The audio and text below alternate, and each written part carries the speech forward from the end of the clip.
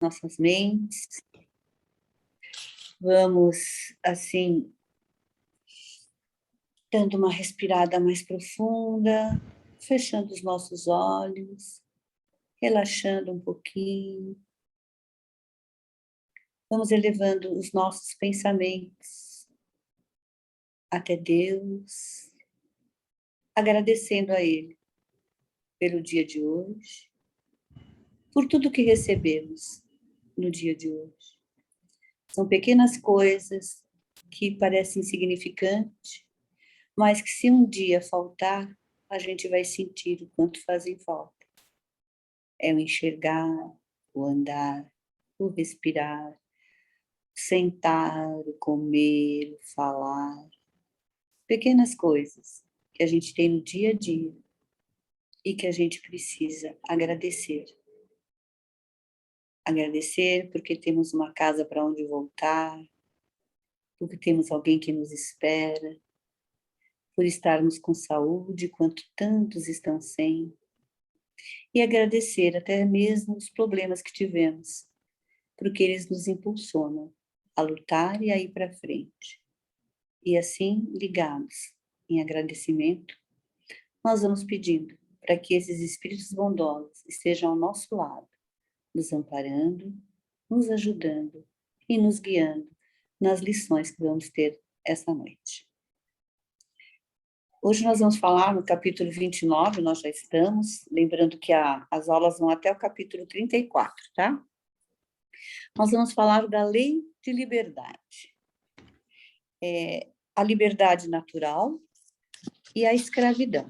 A liberdade é a condição básica para que a alma construa o seu destino. A princípio, parece limitada às necessidades físicas, condições sociais, interesses ou instintos. Mas, ao analisar-se a questão mais profundamente, vê-se que a liberdade despontada é sempre suficiente para permitir que o homem rompa esse círculo restrito e construa pela vontade o seu próprio futuro. Intrinsecamente livre, criado para a vida feliz, o homem traz, no entanto, inscrito na própria consciência os limites da sua liberdade. Jamais devendo constituir tropeço na senda por onde avança o seu próximo, e lhe é vedada a exploração de outras vidas, sobre qualquer argumentação das quais subtraia o direito de liberdade. A liberdade legítima ocorre da legítima responsabilidade, não podendo triunfar sem esta.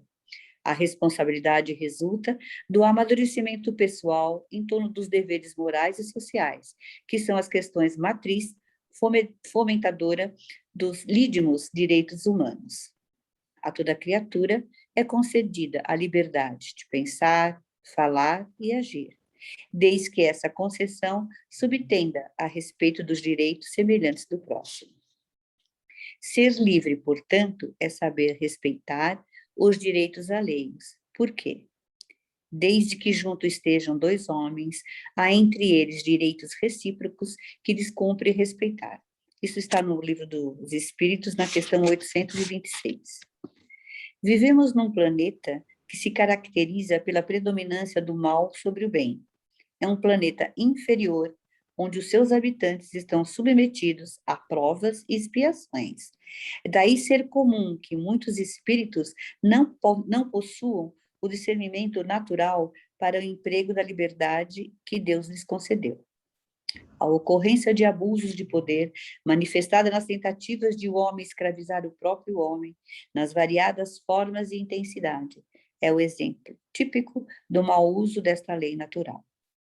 À medida que o ser humano evolui, cresce com ele a responsabilidade sobre seus atos, sobre as suas manifestações verbais e até mesmo sobre os seus pensamentos.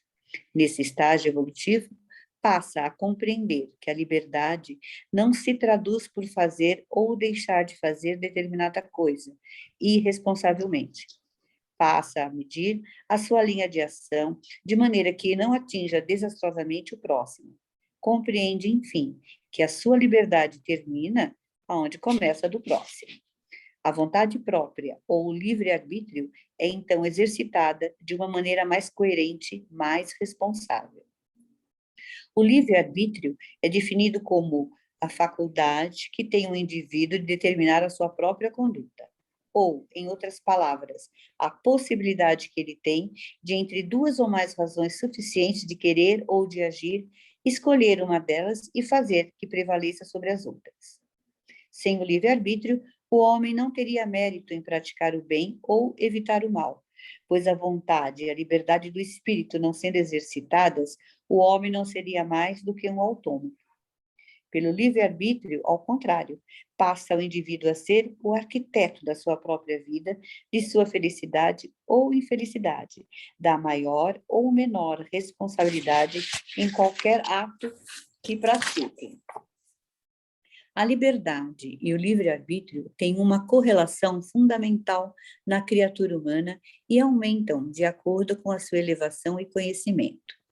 Se, por um lado, temos a liberdade de pensar, falar e agir, por outro lado, o livre-arbítrio nos confere a responsabilidade dos próprios atos por terem sido eles praticados livremente e por nossa própria vontade.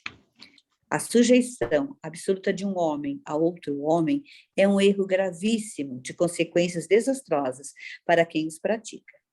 A escravidão, seja ela física, intelectual, socioeconômica, é sempre um abuso da força e que tende a desaparecer com o progresso da humanidade. É um atentado à natureza, onde tudo é harmonia e equilíbrio. Quem, arbitrariamente, desfere golpes, cerceando a liberdade dos outros, escravizando-os pelos diversos processos que o mundo moderno oferece, sofre a natural consequência, e essa é a vergasta da dor, que desperta e corrige, educa e levanta para os tirocínios elevados da vida. Coube ao cristianismo mostrar que perante Deus só existe uma espécie de homens, e que mais ou menos puros e elevados eles o são, não pela cor da epiderme ou do sangue, mas pelo espírito, isto é, pela melhor compreensão de que tenham das coisas e principalmente pela bondade que imprimam em seus atos.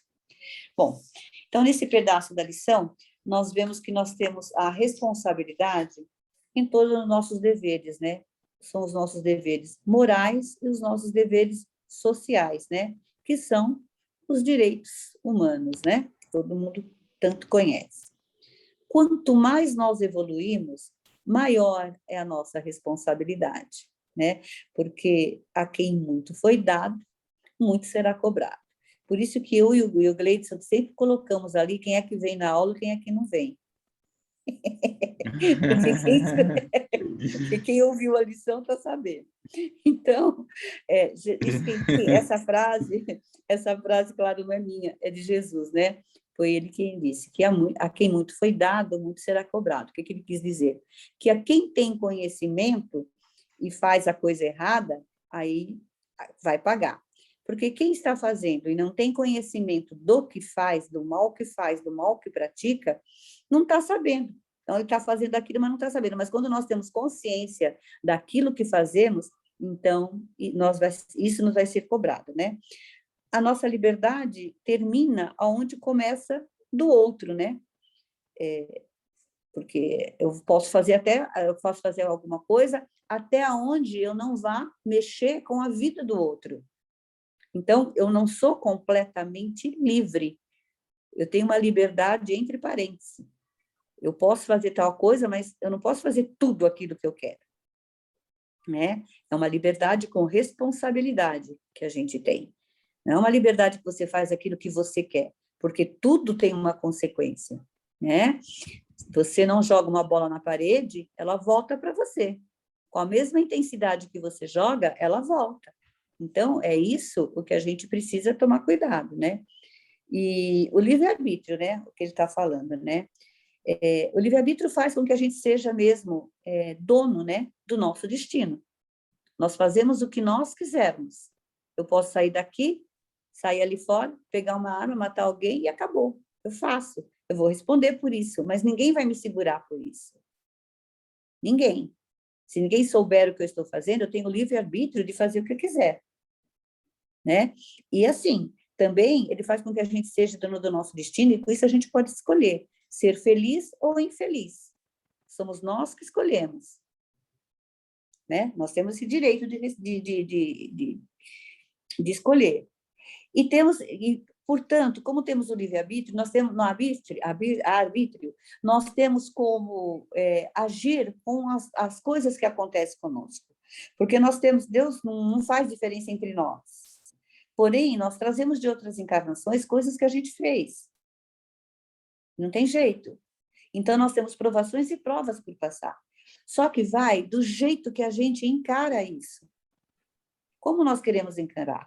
É isso que faz a grande diferença, né? Como se diz brincando por aí, aceita que dói menos, né? Nós temos que aprender a lidar com isso, porque é assim. Então, não vai adiantar se revoltar, não vai adiantar se deprimir, não vai adiantar. Então, cabe a nós tomarmos a atitude de modificar isso, a mais ninguém, né? Agora vamos falar sobre liberdade de pensar e de consciência. A liberdade de pensamento e de ação constituem atributos essenciais do espírito outorgados por Deus ao criá-lo. A liberdade de pensar é sempre ilimitada, porquanto ninguém pode domar o pensamento alheio, aprisionando. Assim ensinam os espíritos, ao responderem que no pensamento goza o homem de ilimitada liberdade, pois que não há como pôr-lhe peias, quer dizer, não tem como pôr uns freio, né? Pode-se deter o voo, porém não aniquilá-lo. Quando muito, ainda na inferioridade e imperfeição de nossa civilização, tenta-se conter a manifestação exterior do pensamento, ou seja, a liberdade de expressão. Se há algo que escapa a qualquer opressão, é a liberdade de pensamento. Somente por ela pode o homem gozar de liberdade absoluta. Ninguém consegue aprisionar o pensamento de outrem, embora possa entravar-lhe a liberdade de exprimi-lo. Pela ação da lei do progresso, a liberdade, em todas as suas modalidades, evolui, especialmente a liberdade de pensar, pois atualmente já não vivemos na época do crer ou morrer, como acontecia nos tempos da Inquisição ou Santo Ofício. Na verdade, de século para século, menos dificuldades encontra o homem para pensar sem peias, quer dizer, sem freio. E a cada geração que surge, mais amplas se tornam as garantias individuais no tange à inviolabilidade do foro íntimo. E evidencia-se bem distinta a liberdade de pensar e de agir, pois enquanto a primeira se exerce com maior amplidão, sem barreiras, a última padece de extensas e profundas limitações. Apesar de a liberdade de pensar ser ilimitada, ela depende do grau evolutivo de cada espírito, na sua capacidade de irradiação e de discernimento. À medida que um espírito progride, desenvolve-lhe o senso de responsabilidade sobre seus atos e pensamentos. A toda criatura é concedida a liberdade de pensar, falar e agir, desde que essa concessão subentenda o respeito aos direitos semelhantes do próximo. Desde que o uso da faculdade livre engendre sofrimento e coerção para outrem, incide-se em crime passível de cerceamento daquele direito, seja por parte das leis humanas, sem dúvida nenhuma através da justiça divina. Graças a isso, o limite da liberdade encontra-se inscrito na consciência de cada pessoa, que gera para si mesma o cárcere de sombra e dor, prisão sem barras, em que expungirá mais tarde mediante o impositivo da reencarnação ou as asas de luz para a perene harmonia. O limite da nossa liberdade está, portanto, determinado onde começa a do próximo. Em todas as relações sociais, em nossas relações com os nossos semelhantes, é preciso nos lembremos constantemente disto. Os homens são viajantes em marcha, ocupando pontos diversos na escala da evolução pela qual todos subimos. Por conseguinte, nada devemos exigir, nada devemos esperar deles que não estejam com relação com o seu grau de adiantamento.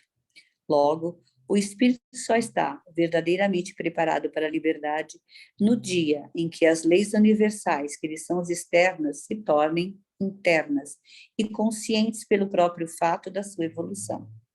No dia em que ele se compenetrar da lei e fizer dele A norma de suas ações terá atingido o ponto moral em que o homem se possui, domina e governa a si mesmo.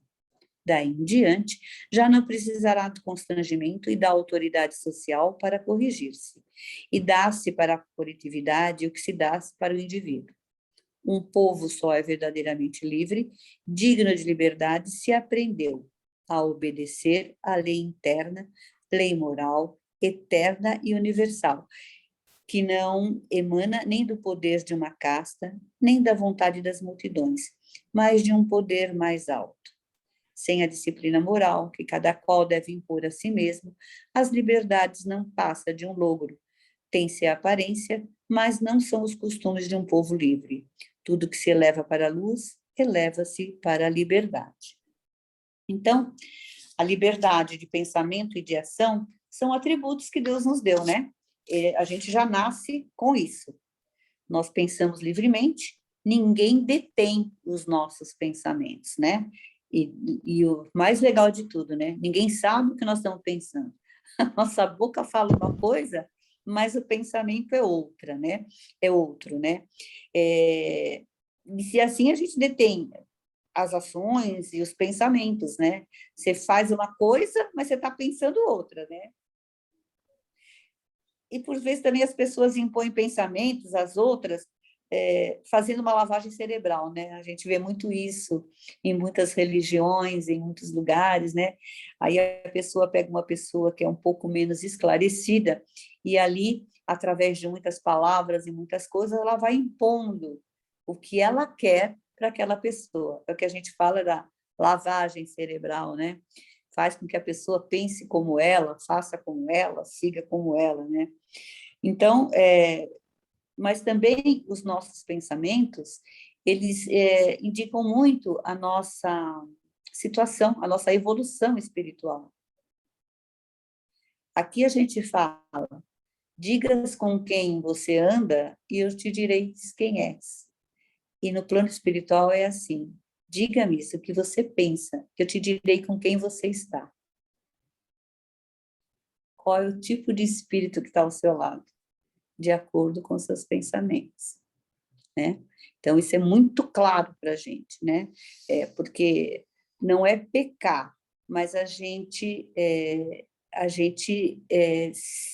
como vamos falar, a gente se engana, né? Através de atos, pensamentos, palavras, né? É por aí que a gente falha. Então, não só por atos e palavras, mas também por pensamentos. Quando você deseja o mal para alguém, quando você sente inveja de alguém, quando você tem raiva de alguém, tudo isso está dentro de você. Às vezes a outra pessoa não está nem sabendo qual é o seu sentimento, mas você está sentindo. Então, você está errando aí também. Temos o livre-arbítrio para tudo isso. Então, por isso somos donos de nós mesmos, por conta disso, né? A gente só vai ter a liberdade realmente quando nós estivermos prontos, né, para amar universalmente. Quando a gente conseguir amar todo mundo, apesar dos defeitos, né? Porque a gente sempre costuma falar assim, nossa, eu gosto tanto daquela pessoa, mas aquela pessoa tem isso, isso, isso e isso. E quantas vezes a gente convive, mora e ama as pessoas que não pensam igual a gente, né? Que tem vários defeitos, né? Como nós também temos os nossos. E nós temos que aprender a amar assim lá de fora, porque assim, se eu vejo o defeito do meu filho, do meu marido, da minha neta, eu passo por cima e está tudo bem. Mas se o meu vizinho, o meu amigo, ou alguém que eu conheço tem o mesmo defeito, aí eu falo mal e acho ruim, que não é certo, né? Por quê? Porque eu não amo com a mesma intensidade. E o dia que nós tivermos e aprendermos a ter o amor universal, nós vamos amar todo mundo como amamos o nosso. Então, o que eu costumo falar é que, assim, o lar é um prezinho para que a gente aprenda a ter o amor universal. Porque a gente vai aprendendo a amar as pessoas que vão chegando. Primeiro você ama o marido, aí nasce o filho, você ama o filho, aí o filho cresce, casa, tem o neto, aí tem o marido, e aí tem o primo. Isso vai agregando, e a família vai aumentando. E você vai aprendendo a amar e aprendendo a amar. E assim, um dia chegaremos a ter o amor universal por todos, né? Então, o que está falando aqui sobre a liberdade de pensamento, né? Agora vamos falar sobre o livre-arbítrio e o determinismo. Determinismo ou fatalismo é uma doutrina segundo a qual todos os fatos são considerados como consequências necessárias de condições antecedentes. De acordo com essa maneira de pensar, todos os acontecimentos foram irrevogavelmente fixados de antemão, sendo o homem mero joguete nas mãos do destino. O livre-arbítrio, por sua vez, é a concepção doutrinária que afirma que o homem dispõe sempre da liberdade de escolha, podendo gerenciar as suas decisões e a sua vida. Posição espírita. O espiritismo nos ensina que não há um fatalismo absoluto, um determinismo que norteará a vida do homem. O livre-arbítrio foi talvez a grande conquista do princípio inteligente em sua jornada evolutiva, pois através dele tornou-se o espírito responsável por seus atos. Embora o homem esteja subordinado ao seu livre-arbítrio, sua existência está também submetida a determinadas características de acordo com o mapa de seus serviços e provações na Terra, e delineando pela individualidade em harmonia com as opiniões de seus guias espirituais antes da reencarnação. As condições sociais, as moléstias, os ambientes viciosos, o cerco das tentações, os dissabores, são circunstâncias da existência do homem. Entre elas, porém, está a sua vontade soberana. O homem é, pois, livre para agir, para escolher o tipo de vida que procura levar. As dores, as dificuldades existentes na sua vida são provas e expiações que vêm muitas vezes como consequência do uso incorreto do livre-arbítrio em existências anteriores. Se o homem tem a liberdade de pensar, tem igualmente a de obrar. Sem o livre-arbítrio, o homem seria uma máquina. Isso está no Livro dos Espíritos, tá? Eu fiz aqui uma anotação e eu não sei onde está. Perdi a anotação. Então, e Allan Kardec, didaticamente, separa o livre-arbítrio em: no estado de espírito, ele consiste na escolha da existência e das provas. No estado corpóreo, consiste na faculdade de ceder ou resistir aos arrastamentos a que estamos submetidos. Lembra, no entanto, Kardec, que, executando-se as almas puras, que já atingiram a perfeição, que lhes é possível, em todos os outros, o livre-arbítrio é uma faculdade sempre limitada. Na medida em que a nossa liberdade termina, onde se inicia a liberdade do outro. Certos atos contrários à ordem geral que regem a evolução das criaturas são vedados. Assim sendo, o livre-arbítrio será diretamente proporcional à evolução intelecto-moral das criaturas. Os espíritos mais evoluídos o possuem em grau maior. As almas mais inferiorizadas terão uma faixa de escolha mais limitada. Aí tem um gráfico que está aparecendo, que vocês vão ver aí o livre-arbítrio e a evolução, onde fala da evolução espiritual e do livre-arbítrio. Em outras condições, como no período da infância e na loucura, o livre-arbítrio pode ser momentaneamente ser retirado do homem.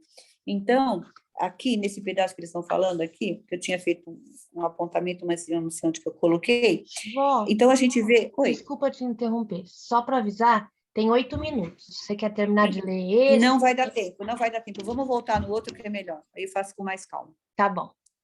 Tá bom? Vou terminar e a gente já volta. Até já. Tá bom.